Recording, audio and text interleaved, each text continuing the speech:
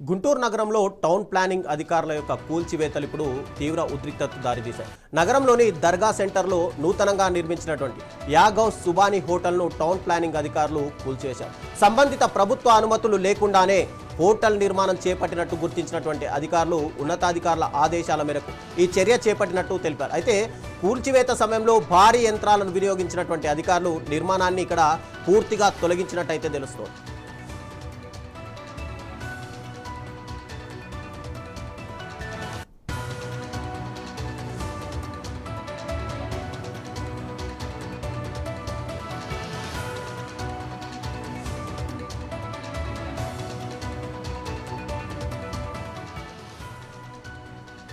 ఈ కూల్చివేత విషయం తెలుసుకున్నటువంటి గుంటూరు తూర్పు ఎమ్మెల్యే నజీర్ అహ్మద్ వెంటనే అక్కడి ఘటనా స్థలానికి అయితే చేరుకున్నారు. ఇక హోటల్ను ఏ కారణాలతో కూల్చేశారని చెప్పి టౌన్ ప్లానింగ్ అధికారులను ఆయన ప్రశ్నించడం మనం చూడొచ్చు. ఇక నోటీసులు ఇచ్చారా, చట్టపరమైనటువంటి ప్రక్రియను పూర్తిగా అనుసరించారా లేదా అనే అంశాలపైన అధికారుల నుంచి ఇప్పటికే ఆయన వివరణ అయితే కోరారు. అయితే అనుమతులు లేకుండా నిర్మించిన అక్రమ నిర్మాణాలపైన నిబంధనల ప్రకారమే ఇక్కడ చర్యలు తీసుకుంటున్నామని చెప్పి టౌన్ ప్లానింగ్ అధికారులు కూడా ఇప్పటికే వెల్లడించినట్టు తెలుస్తుంది. ఈ ఘటనపైన స్థానికంగా కూడా పెద్ద ఎత్తున ఒక రకమైనటువంటి చర్చ అయితే కొనసాగుతుంది.